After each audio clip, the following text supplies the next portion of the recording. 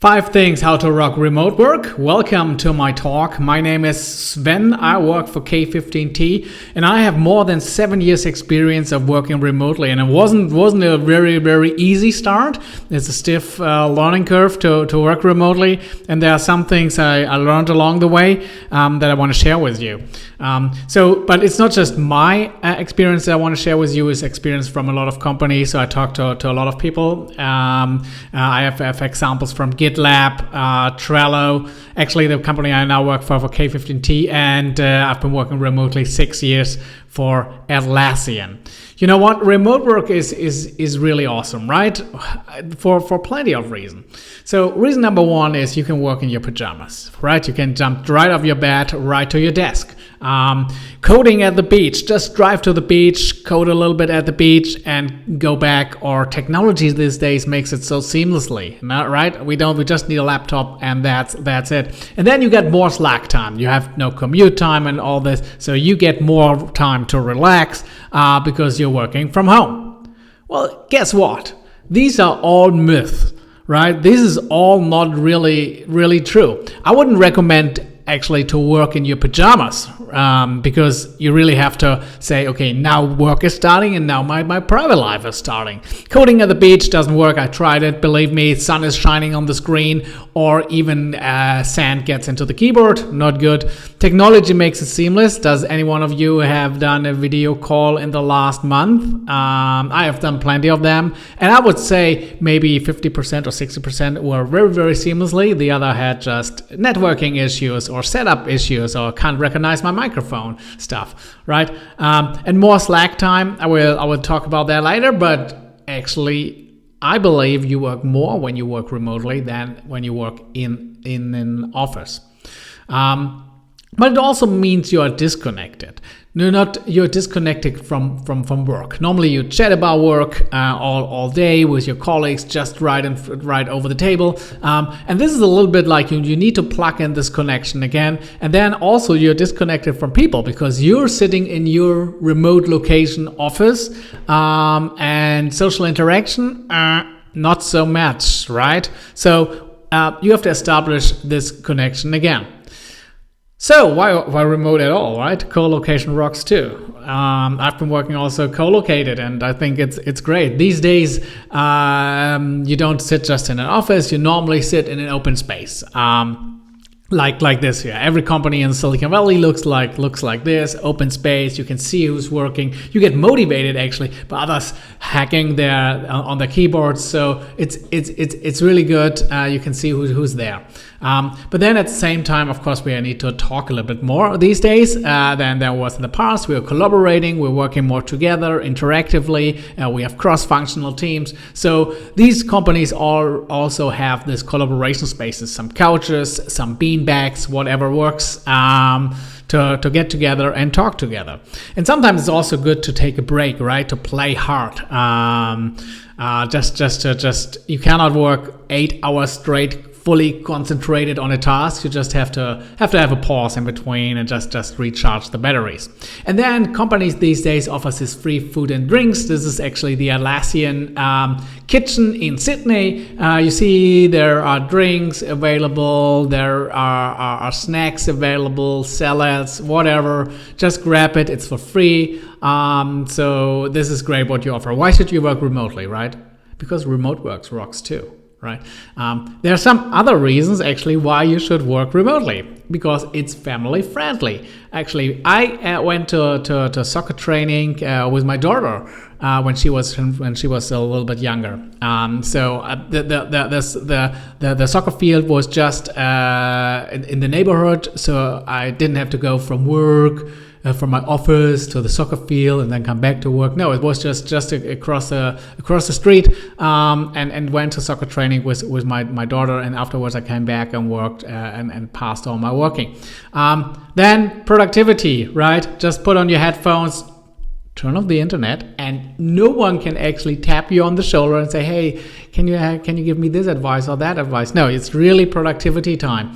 And then also for companies, access to talent, right? There is not just the people that want to live in your neighborhood or in your city that you can get to work for your company. it's actually a real bigger talent pool that you can tap into when you live a remote culture or hire remotely. Actually, 80% at Trello apply for remote roles. This is pretty cool. But then there's also differences in remote work. Remote is not remote. Maybe some of you work from home. Let me be clear here. This is not remote work. You still have the social interaction with your colleagues, maybe 3 or 4 times for 4 days a week, and then you work 1 day at home. Not the same thing, right? Not the same thing as working 5 days a week for months or 2 or 3 at home.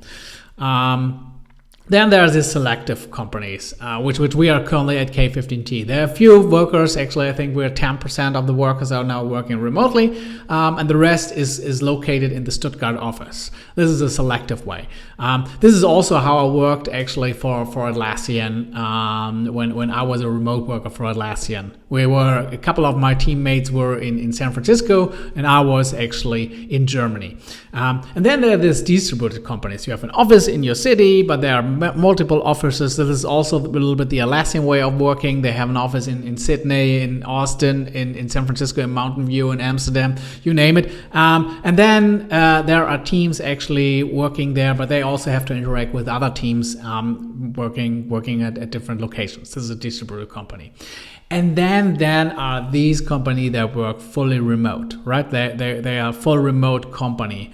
And this requires a little bit different setup. GitLab is kind of this company, or Trello is actually kind of this company.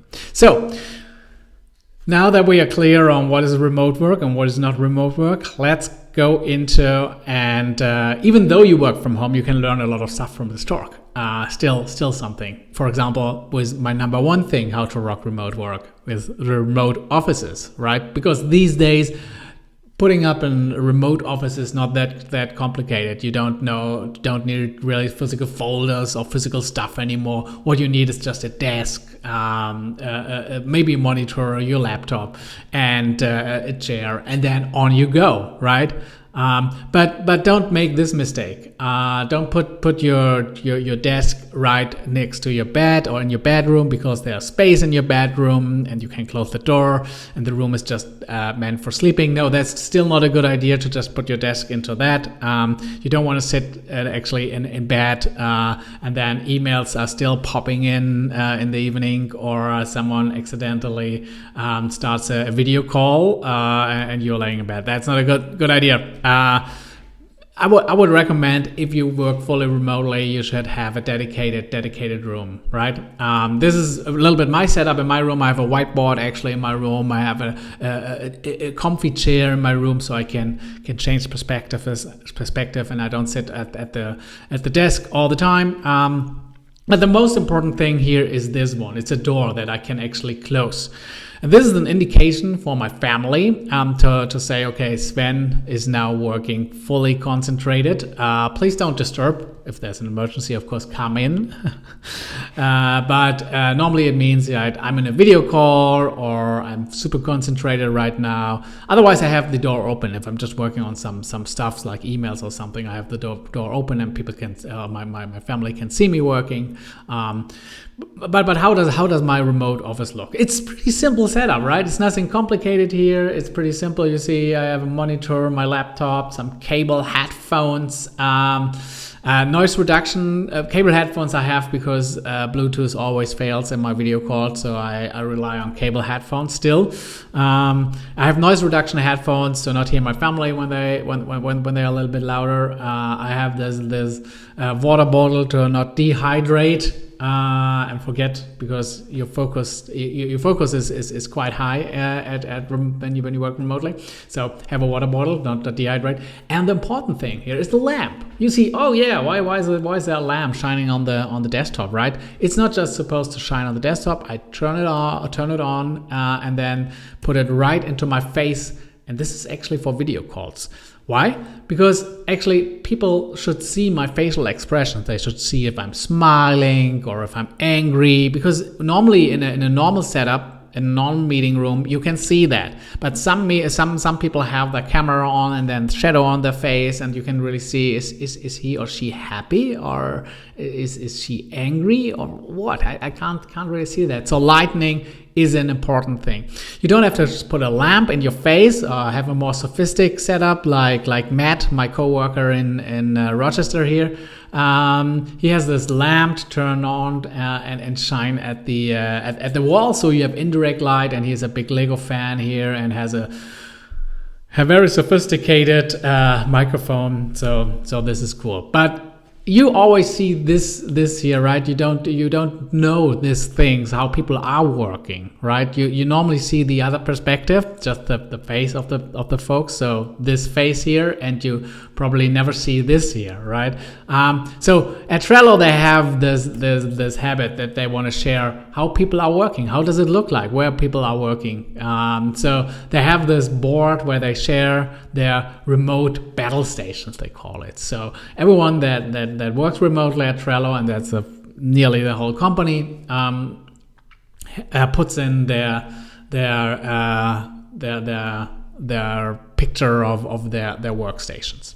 But then working the whole day remotely is not really exciting, right? It's not like in an office where you can chat with people. You normally it looks like this. You work. So watching this person here working remotely is not very exciting. But you can spice it up a little bit. It shouldn't be so boring. So you can spice it up. You can, because if you work from home, you can actually work wherever. You have an internet connection, you can work.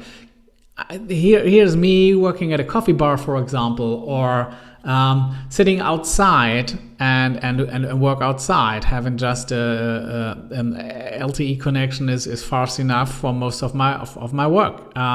Or what I also do is I work 1 to 2 days a week in a co-working space. I have a flexible desk, so I just take a desk there and work from there to just connect to people, to talk to people, and not just being in my home office all day long. Or sometimes I'm traveling a lot, so I'm working also from the pub. But I can actually work from wherever I want.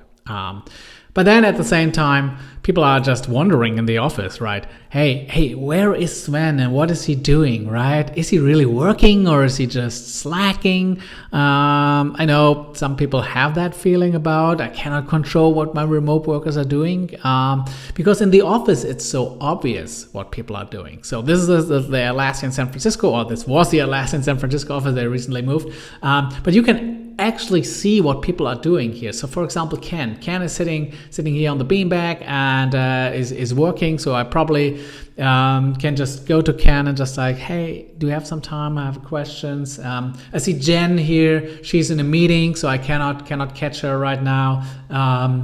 Tom is super concentrated, has his headphone on, and is working very, very concentrated on his stuff. Here in the conversation is Allison. Allison is in a conversation. And actually here Tatiana, she's on the run. So if I want something from her, I need to catch her, because I know she's probably going home now. So I can catch her. But what are people thinking of me working remotely, being in that office? They think, oh yeah, there's this remote worker Sven, and what is he doing? Oh, maybe this, I don't know. So it's super important that you share your status. And for example, Slack is a great tool to share your actually status. What are you currently doing? So I'm sharing often my status, what I'm doing. I work on a presentation. Actually, my status right now is I'm recording this talk. And it's super important to report your status. So for example, here, say if you're focus time, if you turned off everything and say you are in focus time, or I'm working out 1 hour a day, so I'm telling people, so don't expect an answer from me. I'm working out for now, or I'm out for lunch, currently eating, or I'm actually traveling. I'm in the US for a conference, or hey, I turned everything off. I have family time now, so expect answers maybe later tonight or tomorrow. If you use Confluence or another tool where you interact, you collaborate with your coworkers, like this here, we use Confluence a lot. Also here, I report my status, especially when I'm on vacation, right? I just changed my profile picture, so everyone can actually see, oh, I just wanted to comment on something from Sven, but I can see his profile picture says on vacation, so he's probably not coming back soon. And then they can check my status in Slack where it says the actual dates when I'm coming back. So your remote office is like this. But another thing that is pretty cool when you're in a co-located setup is like you're meeting people, right? You sit together with people and you can talk to them face to face, which is super important. The Confluence team actually did that a while ago, where they had this Confluence weekly meeting where all these people came together, the engineering people, the support people, the product people, the marketing people, and did a status updates, right? They did a status update and said, hey, this is what we're currently working on, this is the problem we're running in, blah, blah, blah, blah, to tell the other folks what is currently going on in Confluence world. Avoid meetings, right? Avoid meetings. That's the first thing. Even if you're remote or you're actually co-located, avoid meetings. So replacing meetings with a status page, actually, like the Confluence weather report here, Confluence Cloud weather report, where every part of the organization, the engineer, the product, the support, tells a little bit about what's going on, what's a positive, what's a negative thing, and shares what does the weather look like. And this way, it's also very remote friendly, especially if you work in different time zones, like the Confluence Cloud team. This is actually asynchron comments. Try to be asynchron as much as possible, which also means that you probably have some comments and you want to discuss things, right? And if you see this happening, a lot of comments, a lot of back and forth, you should actually ask yourself, is asynchron is the right thing, or are we just here sending a message here this way and 10 minutes later another one is answering and then back and forth, you know? You probably want to turn that in the synchron mode, right? So just to use a video conference tool and just go in a one-on-one chat and just make things clear. Sometimes it's way faster to chat things out face to face and just with words instead of writing everything down, right? But talking about video conferencing, this is what the advertisement industry, the video conference advertisement industry, wants to tell us what video conference look like. It's just as you are in one room, right? I actually took this picture. This is an ad for a video conference tool, and I took this picture and just said, this is not actually, I've been in so many video conference meetings and this is not what the setup is look like. People are not sitting like this in a row. They're sitting more like the people here in front. And it feels super uncomfortable. They are scratched together, and this is not how things are actually working. People are more looking at each other. So the reality looks more like this, right? This is actually from Alistair Simpson, a former colleague at Atlassian, where he shared this with me, and his experience with a design team. So he's working in, some of the team is working in California, and the other side is working in Sydney. So they have this design sync meetings, and you can see the Sydney folks are actually sitting at the desk here down here and talking to the people that are in San Francisco or Mountain View.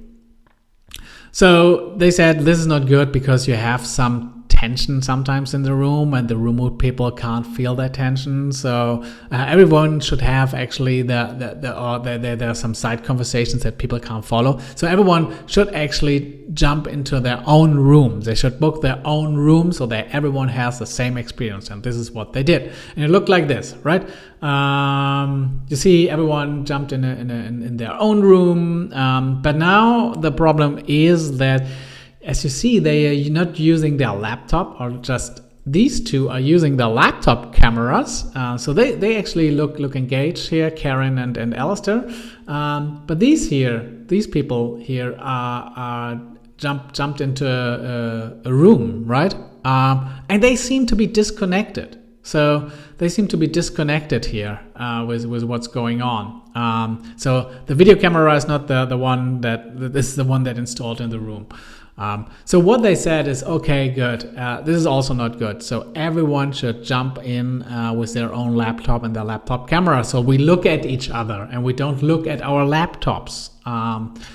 So this is what they did. And you see, it looks, if you look at this and you're sitting on the other side, it looks much more people are looking at you. If you say something and they're not looking down at their laptops, even though they can still look at their laptops, but it's just super different. So remote meetings, super important.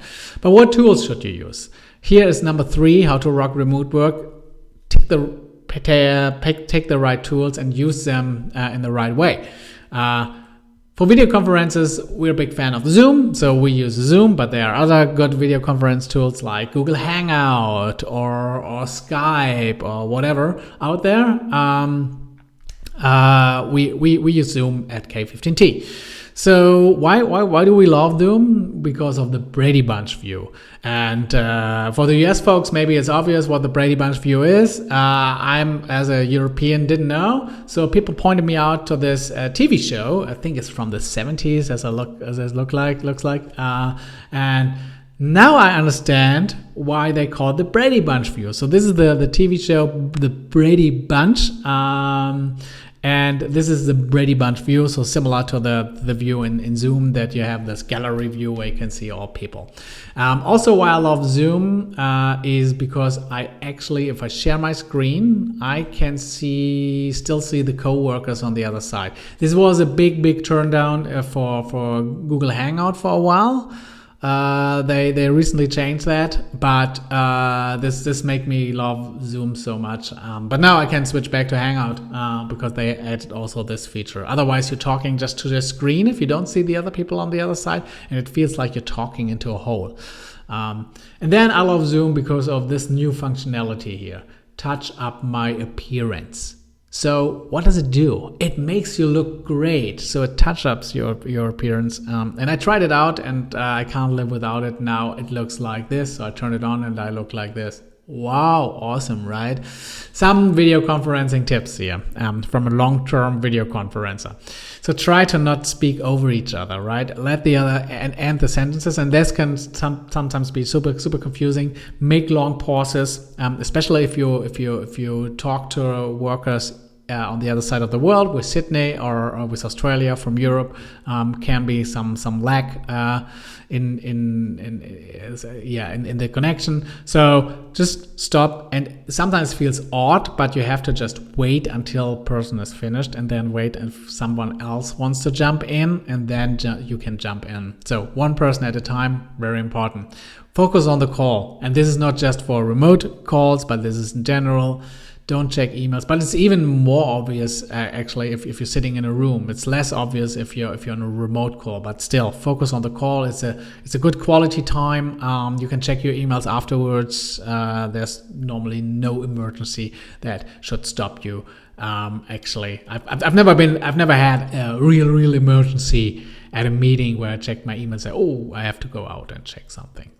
If your meeting is a little bit larger than, I would say, 5 participants, mute yourself because some background noise can really be disturbing. And then also, if you have a bigger meeting, have a moderator. Have someone who just moderates it, who can talk to you, who can ask the remote workers and say, hey, what's your opinion? What's your opinion? What's your opinion? Not because sometimes it feels like I'm the only remote worker, remote participant in the video call, and then it feels like, okay, they already jumped to another topic. I wanted to say something, but okay, it's not so important. But maybe it was. Another tool that we use is, of course, Slack or any other chat tool, and we love Slack because of their chat rooms, because they have some domain. You can create some domain chat rooms like design room. It's normally that you go to the designers in the office and say, hey, do you have a minute? I have this idea. I want to have this web page. What do you think? How should we do that?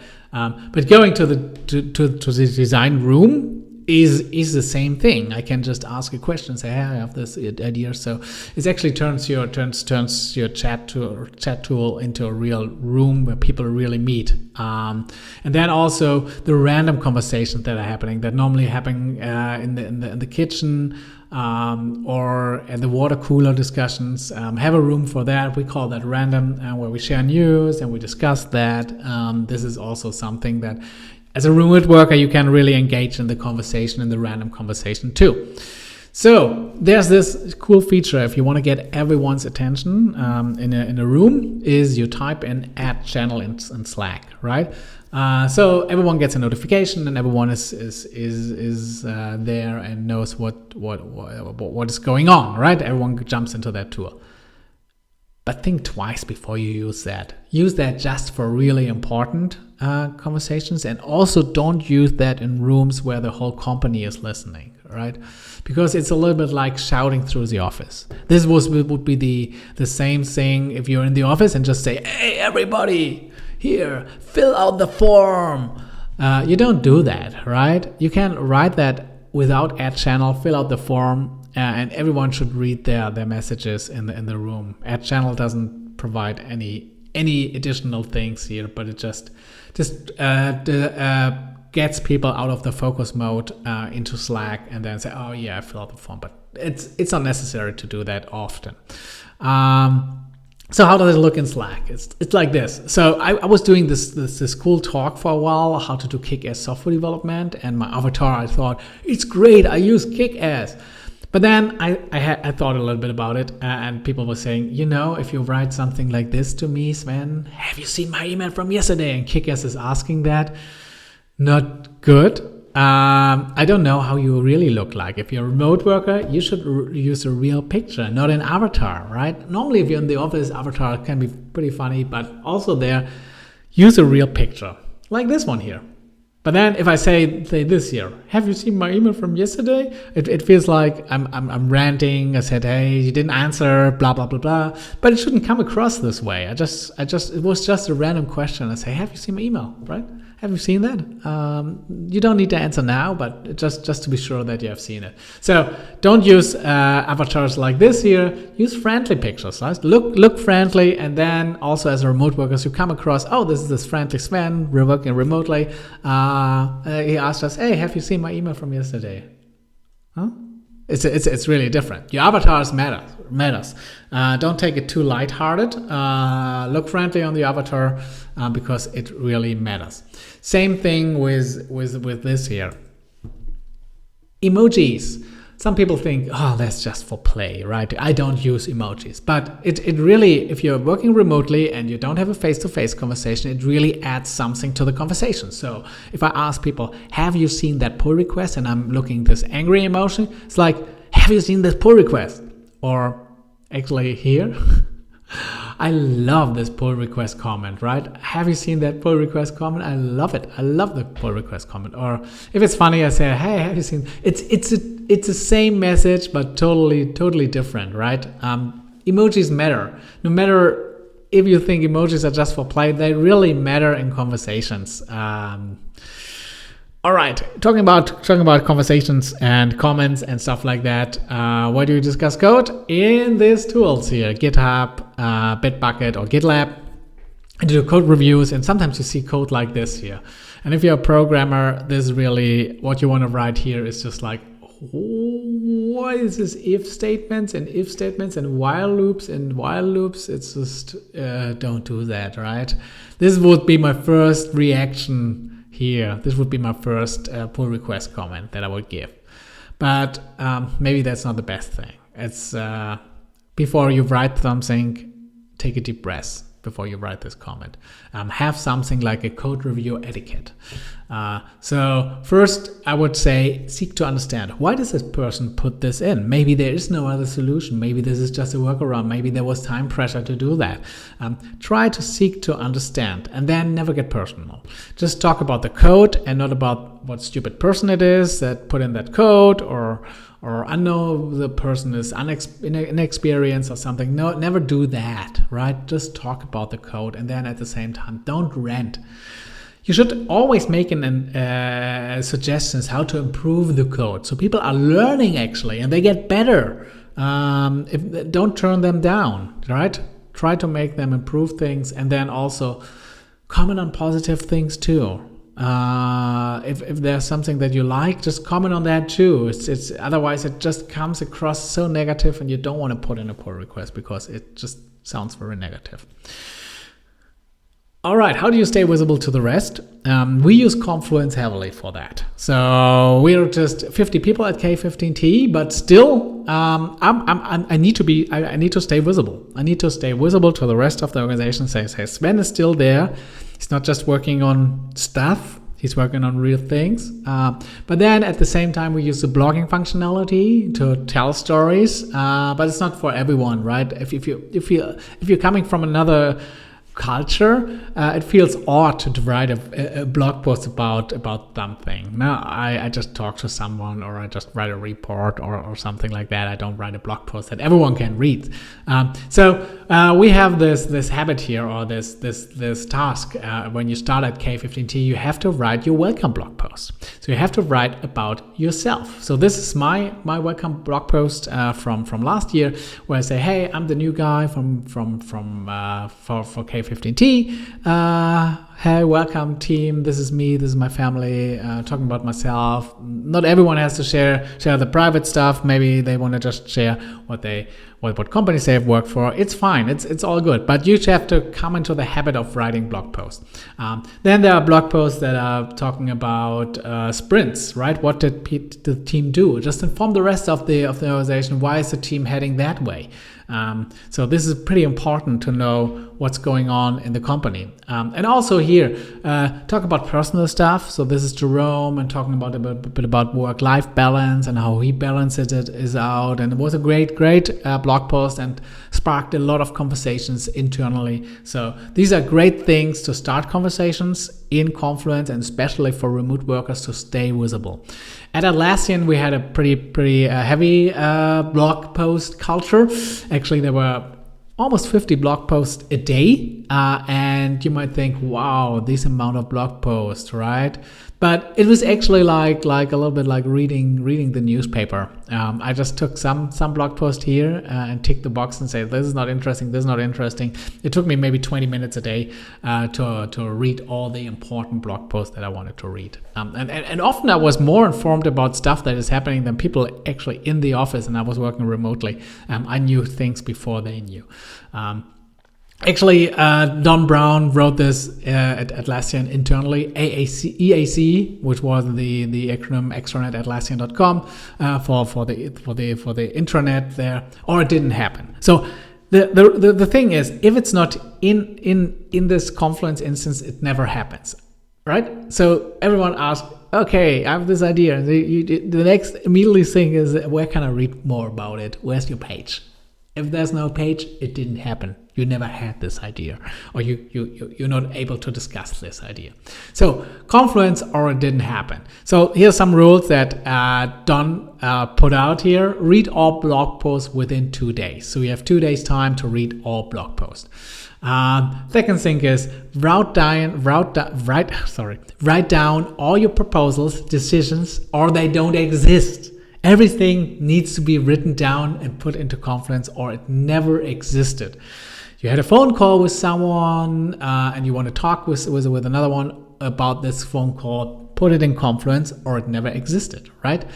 Also here, no restrictions, right? Just a few exceptions, right? There's some personal stuff maybe in what we call people, what other people call HR, that you shouldn't share. That's personal stuff. But first, no restrictions. If I have a phone call with someone I recently had a phone call with someone about product product management. And I put all the knowledge, all the things that I learned from this person into Confluence, so everyone can read it. I can find it and can read it. I just talked to a couple of folks about it, but everyone can actually access this and read it. So no restrictions, makes your Confluence instance a company brain actually. And then also quick feedback. Just provide quick feedback, avoid long debates. I already talked about it. Jump on a phone call if it's a long debate. But especially for remote workers, it's important to stay engaged, right? Be engaged, to comment on stuff, be visible in that Confluence instance. Like things if you really like that. So also here, just people receive, the author receives a notification that someone likes your blog post, and you stay visible. You are there. Even though people don't see you, they recognize you. Okay, number 4, remote connections. How to establish connections between you and the rest of the organization. And I want to start with a few fails that we had. Actually, these are 2 stories, I think, from really, one is from Atlassian and one is from Trello. So first thing here, we thought it was a great idea to put in portals. Well, it was kind of our version of a portal. You can't go through it, but you can't look through it. It's a pretty easy thing. There's a TV, a Mac Mini, and a camera. Someone stays in front of the one side of the portal, and others stay at the other side of the portal. And so you can have with your remote teams maybe a portal set up in your office, and then the same as the other side of the portal you can have at the remote office place. It feels odd. And you're feeling watched. Sometimes people are staring at you, and so we tried this at Atlassian. Didn't really fly. Trello team tried that. They have an office actually, even though they are a fully remote company. They have an office in New York for people to just work in an office, because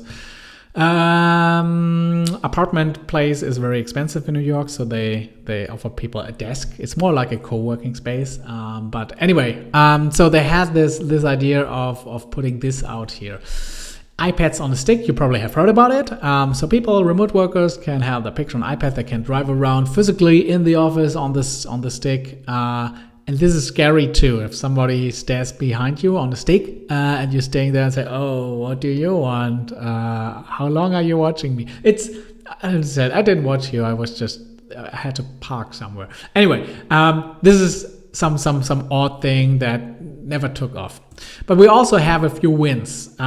So for example, if you want to stay visible, if you have a office culture and you want to move on and work remotely, you want to stay visible. We had that at Atlassian. Someone from the Jira Service Desk team, Adam actually, went from Sydney to Amsterdam, but then felt like, oh, people are forgetting me in stand-ups and stuff like that, forgetting that I'm part of the team. So what he did is he created this paper cutout and sent it to Sydney. So paper cutout of himself, life-size paper cutout, and people loved it in the Sydney office. They took him everywhere. So from whiskey tasting to playing basketball to getting new T-shirts, and then people really loved this paper cutout from Adam and took him everywhere. Trello had this cool idea of how do we actually meet other people outside of your teams. For example, if you work in an office, you probably meet people from other teams in the kitchen or somewhere, or at the foosball table. But with remote workers, it's pretty heavy to do, or it's not easy to do that. So they had this thing where you can randomly meet people, or we should randomly meet people, and they called this Mr. Rogers. Mr. Rogers is a bot on a Trello board that randomly connects two Trellists, two people from Trello, and put it on the board and says, "Oh, this week you have to talk for 15 minutes to each other, just about getting to know each other." So you get to know designers or programmers or product managers or finance people or legal people that you normally don't interact with, but it's a good connection to have and say, "Hey, we chatted about this. I can actually have a contract with this company, and maybe you can help me." What GitLab does, and this is publicly, you can see that actually on the GitLab homepage, they actually say where your coworker is working. Maybe there's another GitLab employee in your city, and you can meet, or you can meet up and exchange experience with GitLab. So they have put this map so you can find out where all these GitLabbers are working. But then nothing beats actually meeting people in person. So Trello is doing this once a year. They bring all people together in one place. I think once they were in New Orleans, and this was in Florida somewhere, where they actually have all Trellists coming together. And it's not about next year planning or strategic meetings or something. It's about social interaction, right? You should know who you're working with, and people need social interaction, and this is how you build connections. So this is more about having fun together, doing something together, and build the social connections, having conversations. This is Trello Together, once a year, flying everyone into one place. But how does remote life look like? It's not like office life, because you're not 8 hours in the office and meeting other people. You're remotely. And people might think, oh, remote workers, they normally work less. I actually had a boss who said, oh, I cannot control if someone works remotely what he or she is doing, right? Maybe he's or she is doing the dishes all day long. I don't know what. So people assume that remote workers underwork. But it's actually the opposite thing. I work remotely since 7 years, and I probably overwork every week because it's so easy to just use your laptop on the couch or whatever, or just jump on a call quickly after your dinner or something like that. Because it is actually it mixes up your private and work life a bit. So why is it that remote workers often overwork? First thing I noticed is time zone overlap. As I said, I was working for Atlassian in Europe, and then I had calls in the morning with Sydney at 6 o'clock in the morning or something, when it's convenient for the Sydney folks to meet. And then I had calls at 8 o'clock in the evening with San Francisco, right? And the time in between, I didn't take off. I just worked through it because I was used to it. So it took me some time to say, okay, I have to also stop working during the day because there's this 2 meeting slots that I have, and in the middle I can take some time off. Then, as I said, work is always available. It's a laptop. Work is connected just to your laptop and not to a physical place. Physical place is actually your home. So this is hard to distinguish from each other. And then, as I said, live work mix is also something. It's so easy to open a laptop at the weekend and continue to work because it has to be done. It's harder if your work is connected to the office. That's what I also had to learn. As I said, not just working from 9 to 5, because then you're visible in the office and do the things that you want to do just at the white spaces here before your work or after your work. It gives you actually the opportunity to just change up your day. So I was sitting the whole day in your apartment is not really something that is good for your health. So I started to work out once I worked remotely. I started to work out a day, and then I didn't want to run early in the morning. So I took some time off in between. When my daughter was younger, I actually took some more time off in between. So I started at 8 and stopped at 8. And in between, I was just maybe playing with my daughter or getting her from the kindergarten and did something in the afternoon with her. So gives you a lot of opportunities. But it can be also pretty daunting sometimes, this remote life, because if you just have your tools as a connection to your coworkers, and you have this thing, if messages popping up and you don't answer them, you think, I have to answer them, otherwise people will think I'm not doing anything. Which is not true in the office, because people can see that you do something. But if you work remotely, you tend to just want to answer these questions or these messages, right? Jump on it, and so people can see you're really working.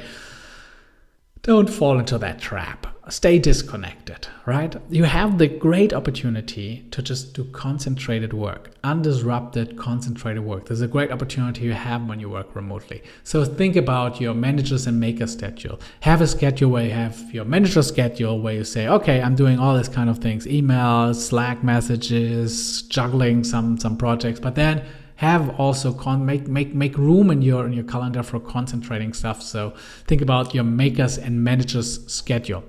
Then there's this here, working from the couch in the evening, watching a movie and just answer some messages in between. It's very tempting, but no, don't. I fall into that trap every time again. I can't follow the movie right. My answers are probably not the best that I do for work. I'm not doing one thing right. I'm trying to do two things. It's not a good idea. So you think now remote work is awesome, right? It gives you so much opportunities, and it's actually true. It's much more flexible than working in the office normally. With traditional office work, and it gives you so much opportunities. But to be honest, also remote work is not for everyone. I work with people that couldn't handle their tasks remotely, right? They needed this interaction always. So what you have to be a people manager of one. You have to manage yourself. You have to motivate yourself. You're not get motivated by others, seeing how they work and say, oh, I have to also just be motivated here and work. You have to motivate yourself. And also, you can't control, you don't want to micromanage remote workers, right? You should have an outcome-oriented culture. Have huge goals and believe in your remote workers that they hit those goals, right? And don't just check in too often and just try to micromanage these remote workers. Doesn't work.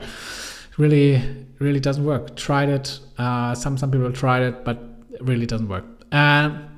Then also, if you really want to go remote, right, you should always assume remote. If you do a meeting, a bigger meeting, just do a recording, because not everyone could participate. Some people are traveling, some people are working remotely in different time zones. So this is, for example, a picture from the All Hands from Atlassian, where they actually have a live stream for that, for everyone to jump in, but at the same time they also do a recording for some other folks that are in different time zones. So always assume remote, and please don't just accept remote work. Don't just say, oh, we're hiring someone who's great and he or she works remotely. No, embrace remote work. Always think about how can we make the work for remote workers better. It also improves actually the work in the office. And that's it. Hopefully you got something out of this. If you have questions, just tweet me at SvenPet. Hope you enjoyed it. Thank you very much.